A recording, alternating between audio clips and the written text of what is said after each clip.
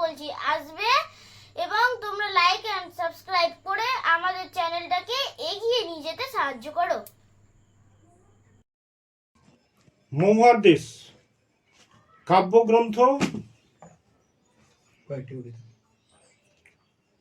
কয়েকটি কবিতা, আর লেখক সমর সেন। বোঝা গেল? এটা খুব সুন্দর একটা গল্প, মানে কবিতা। সমর সেন দেখাবে এখানে মানে একটি জায়গার দুটি রূপ। কটি বললাম? হ্যাঁ, মানে কবি আগে যখন ছুটি পেতেন মৌহাতে যেতেন। কোথায় বললাম? হ্যাঁ, মৌহা কোথায়?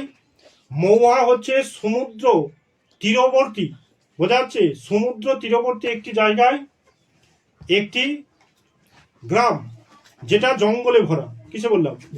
হ্যাঁ, সমুদ্র তটে অবস্থিত।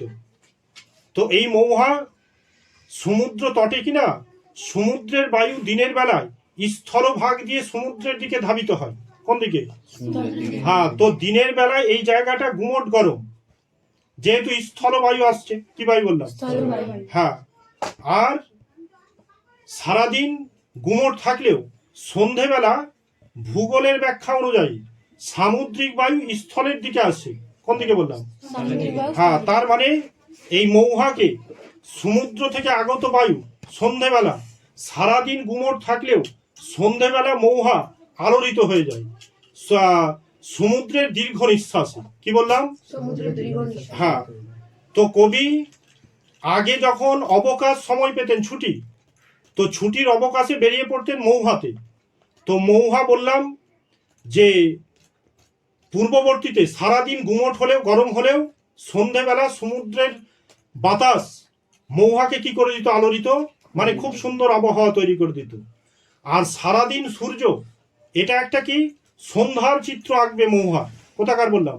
মৌহা। যদি বলে শটে যে মৌহা কোথায়, বলবি অনেক অনেক দূরে। কি বললাম? অনেক অনেক দূরে। হ্যাঁ, তো অনেক অনেক দূরে কেন বলছে? সমুদ্র তটে, মানে গ্রামাঞ্চল লোকালয় থেকে এই মৌহা একটু, মানে কি বলবো, ফাঁকা অঞ্চলে কি করে অবস্থান করে। মৌহা একটি গ্রাম।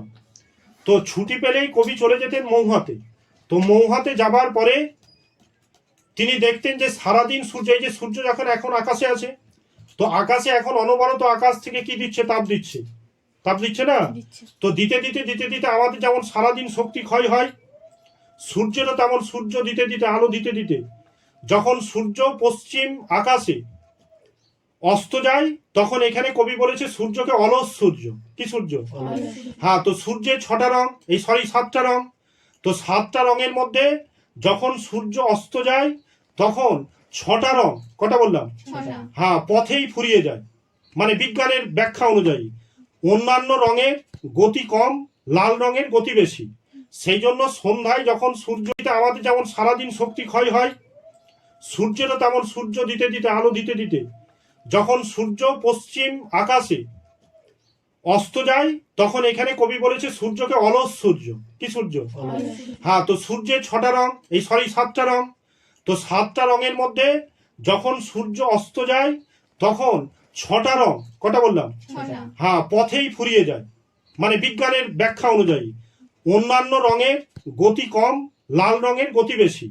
সেই জন্য সন্ধ্যায় যখন সূর্য অস্তগামী, তো সূর্যের লাল আভাটা সমুদ্রের মধ্যে পড়ছে। বললাম না মৌহার কাছে রয়েছে সমুদ্র। তো কবি দেখছেন যখন লাল আভাটা সমুদ্রের মধ্যে পড়েছে, তো মনে হচ্ছে কেউ যেন সোনাকে গলিয়ে সোনার স্তম্ভ কি করেছে? তৈরি। হ্যাঁ, স্তম্ভ মানে কি? ওই যে বাড়ি করে না, পোল দেয়, পোল আছে না, পিলার, তো সেই পিলার। তো এখানে কবির কল্পনা এটা, যে যখন সূর্য ডুবছে, তো ডোবার সময় যে লাল রশ্মিটা যখন ওই সমুদ্রের জলের মধ্যে পড়েছে, তো লম্বা রঙের লাল রং মনে হচ্ছে। তো মনে হচ্ছে যেন কেউ সোনাকে গলিয়ে স্তম্ভ কি করেছে? তৈরি করেছে। আর সমুদ্রের তীরে যে সাদা ফেনা, কি ফেনা? হ্যাঁ, ঢেউয়ের যে সাদা ফেনা, সেই সাদা ফেনায় ডুবন্ত সূর্যের লাল রশ্মি এসে যখন পড়ছে, মনে হচ্ছে যেন কেউ কি লাগিয়েছে? আগুন লাগিয়েছে। গতবারের শর্ট ছিল এই জায়গাটা থেকে, যে যেন মনে হচ্ছে কি লাগিয়েছে? আগুন লাগিয়েছে। ওখানে আগুন জ্বললো, আবার সেটা তো শিকার থেকে, যেন মনে হচ্ছে কেউ যেন কি লাগিয়েছে? আগুন। হ্যাঁ, ধূসর ফেনাতে যখন ওই লাল আভাটা পড়ছে। বোঝা গেল? আর কি দেখতে পান কবি, মানে এটা পূর্ব মৌহার বর্ণনা করছি। কি মৌহা, মানে আগে যখন কবি যেতেন তখন ওই যে বললাম দিনে গুমট হতো, রাত্রিবেলা সমুদ্রের দীর্ঘ নিঃশ্বাস ওকে মৌহাকে কি করে দিত, আলোড়িত করে দিত। ডুবন্ত সূর্য যখন তার লাল আভা পড়তো জলের মধ্যে সমুদ্রে, কেউ যেন গলিত সোনার স্তম্ভ কি করেছে তৈরি, প্রত্যেকটা লাইন মনে রাখবি, শর্ট হয়ে যাবে। গলিত সোনার স্তম্ভ কি করেছে, তৈরি করেছে। আর যখন সূর্যের লাল আভা সাদা ফেনাই পড়ছে, কি ফেনাই, হ্যাঁ মনে হচ্ছে যেন সাদা ফেনাই কেউ কি লাগিয়েছে, আগুন লাগিয়েছে। মৌহার পথ ধরে কবি যখন হেঁটে যেতেন তখন মৌহার পথের দুই ধারে ছিল দেবদারু গাছ। কি গাছ, হ্যাঁ ওই এতে আমি দেখিতে পড়িয়েছি যে কবির চোখ চাই সবুজ, দেহ চাই সবুজের সান্নিধ্য। তো কবি যখন মৌহার পথ ধরে চলে যেতেন, দুই ধারে পথের দুই ধারে যে দেবদারুর গাছ, সেই দেবদারুর গাছ কবিকে বোঝাচ্ছে কি দিত, শান্তি দিত। কি দিত বললাম, পথে পথে হেঁটে যাচ্ছে। এই যে এখন যেমন আমরা রোড দিয়ে যাচ্ছি, তো প্রচন্ড গরমে যখন গাছের নিচের দিয়ে যায় তখন বল শান্তি লাগে কি লাগে না, সেই জিনিসটা অনুভব করতেন কে, কবি। আর কি, মৌহার পথের ধারে থাকতো মৌহার ফুল। কি ফুল, হ্যাঁ মৌহার ফুল কবির মাথায় ঝরে ঝরে পড়তো, এই ছিল মৌহা। আর তখন ওই যে বললাম দিনে গুমট হতো, রাত্রিবেলা সমুদ্রের দীর্ঘ নিঃশ্বাস ওকে মৌহাকে কি করে দিত, আলোড়িত করে দিত। ডুবন্ত সূর্য যখন তার লাল আভা পড়তো জলের মধ্যে সমুদ্রে, কেউ যেন গলিত সোনার স্তম্ভ কি করেছে তৈরি, প্রত্যেকটা লাইন মনে রাখবি, শর্ট হয়ে যাবে। গলিত সোনার স্তম্ভ কি করেছে, তৈরি করেছে। আর যখন সূর্যের লাল আভা সাদা ফেনাই পড়ছে, কি ফেনাই, হ্যাঁ মনে হচ্ছে যেন সাদা ফেনাই কেউ কি লাগিয়েছে, আগুন লাগিয়েছে।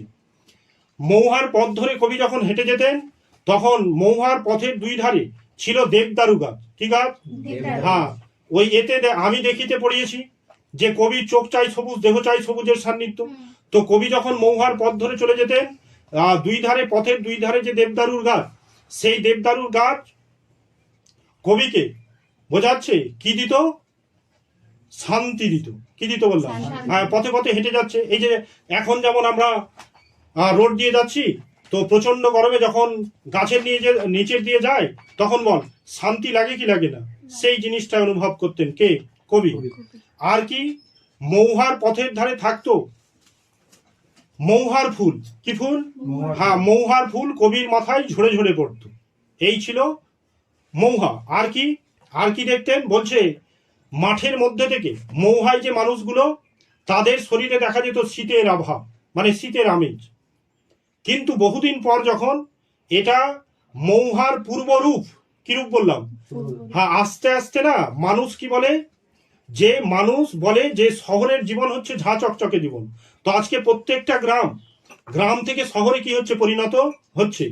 তো ওই রকমই বহুদিন পর যখন কবি এই মৌহায় আসবেন, অন্য চিত্র দেখবেন। কি চিত্র, হ্যাঁ অন্য চিত্র কেমন, বহুদিন পর যখন কবি মৌহায় এসেছেন তখন দেখেছেন যে শুনতে পেলেন কানে খটখট শব্দ, তার মানে ওখানে কয়লা খনি উঠেছে। কয়লা খনি উঠেছে তার মানে ওখানে শিল্প কারখানা হবে। আস্তে আস্তে শিল্প কারখানায় গ্রামাঞ্চল থেকে লোক আসবে কাজ করতে, এটা নগরে কি হবে পরিণত। তাই আজকে এই মৌহা, পূর্বের যে মৌহা, আজকে যান্ত্রিক সভ্যতায় কি হয়েছে, পরিণত হয়েছে। কি শুনতে পাচ্ছে, খটখট শব্দ। আগে মানুষের শরীরে শীতের আভা থাকতো, কিসের বললাম, হ্যাঁ এখন ওখানে দেখা যাচ্ছে, কবি দেখতে পাচ্ছে ধুলোর কলঙ্ক, তাদের শরীরে দেখা যায় কি, ধুলির কলঙ্ক। তো কবি না এই রূপ দেখে ব্যথিত হয়েছেন, মানে কবির কি লাগেনি, ভালো লাগেনি। তখন কবি একটা কথা বলেছিলেন যে আমার মাথায় ঝরে পড়ুক মৌহার ফুল। মানে কবি কি বলতে চাইলে বুঝতে পারলি, যে পূর্বে যে মৌহা ছিল যেমন, আমি ওই মৌহাকে ফিরে পেতে চাই। ওই যে বলে না যে ছাত্রদের একটা মনের মধ্যে চলে, 9 ছিল গল্পটা, মানে পদ্যটা ফুরোই না যাওয়া আছে, যে আমরা মনে করি যে শহরে জীবন হচ্ছে ঝা চকচকে জীবন, কিন্তু শহরে যখন মানুষ যায়